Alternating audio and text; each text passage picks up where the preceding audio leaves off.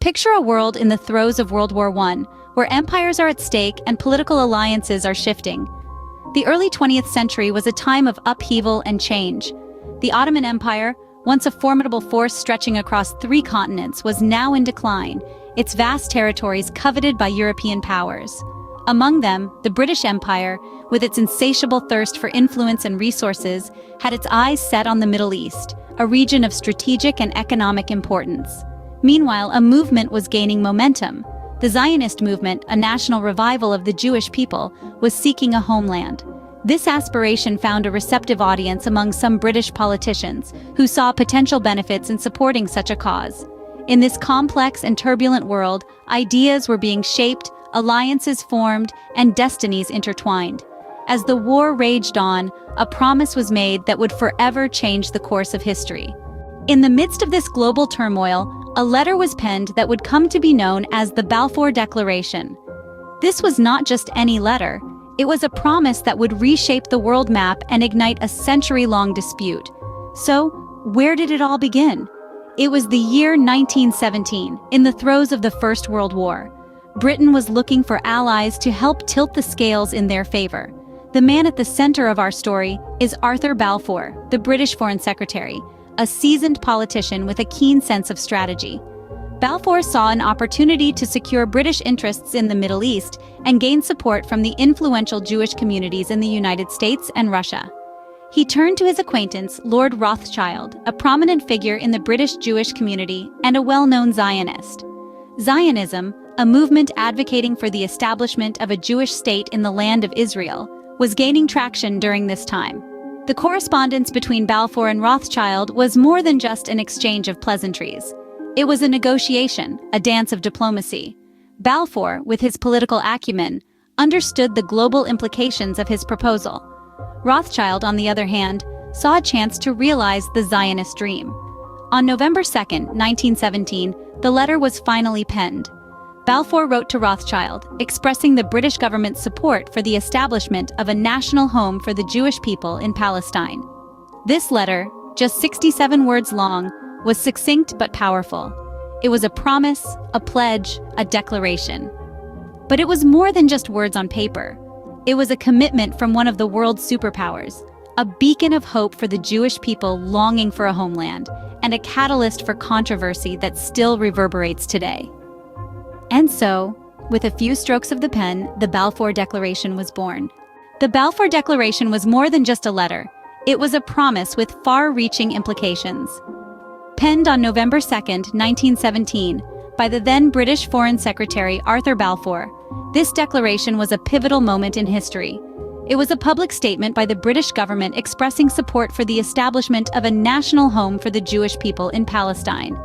The exact wording of the declaration is important. It read, "His Majesty's government view with favor the establishment in Palestine of a national home for the Jewish people and will use their best endeavors to facilitate the achievement of this object."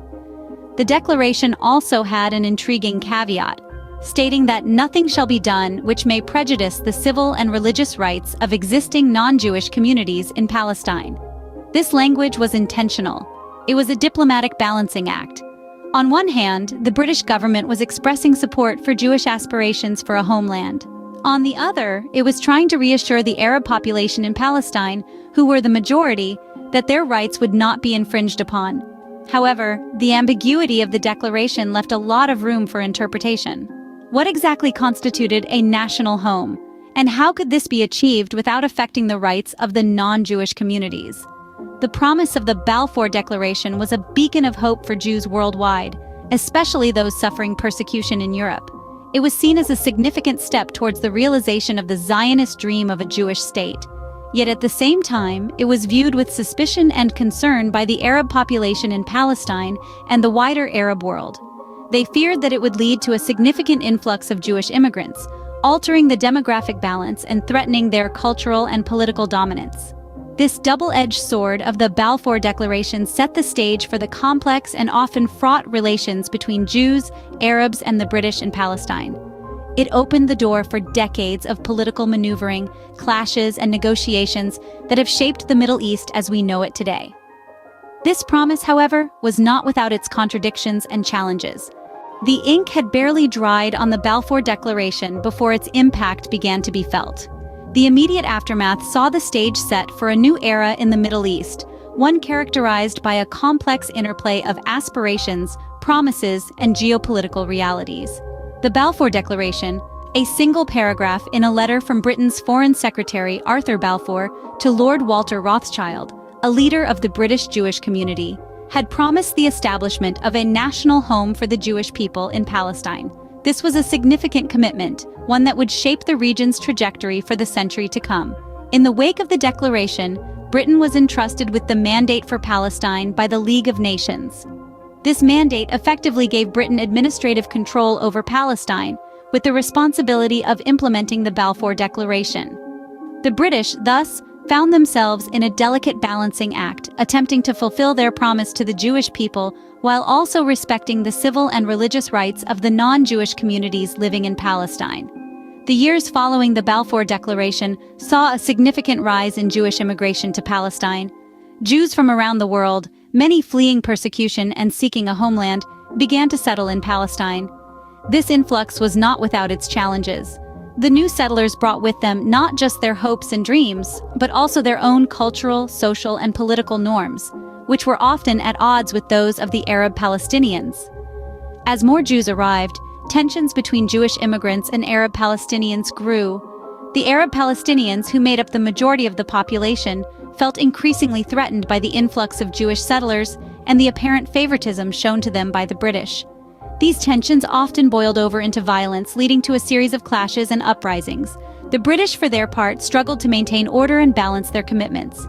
They attempted to restrict Jewish immigration and limit land sales to Jews, measures that were met with fierce opposition from the Zionist movement. At the same time, they faced growing resistance from the Arab Palestinians, who were frustrated by their perceived marginalization. The Balfour Declaration thus created a complex and volatile situation. It had fulfilled a long-held dream for many Jews, offering them a chance at a homeland. Yet, it had also sowed the seeds of conflict by promising the same land to two different peoples.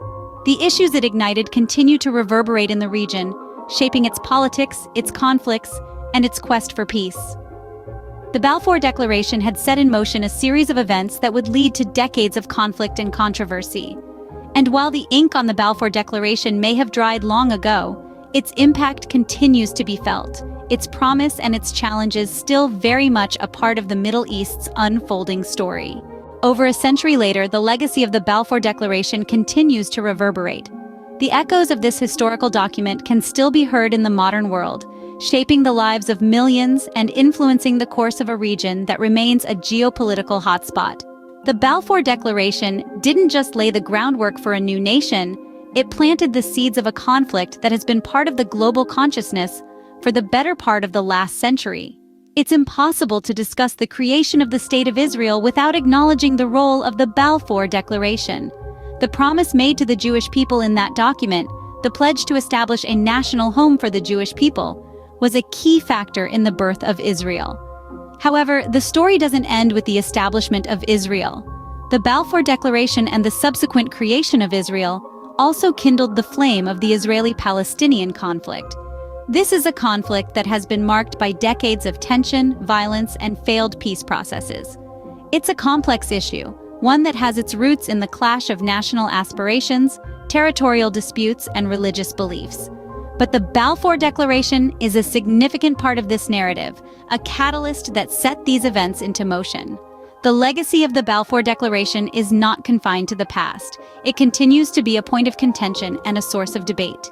It's a document that is celebrated by some, condemned by others, and studied by all who seek to understand the complexities of the Middle East.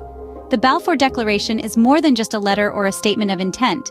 It's a testament to the power of words and the lasting impact of political decisions. It's a reminder of how the course of history can be altered by a single document, a single promise.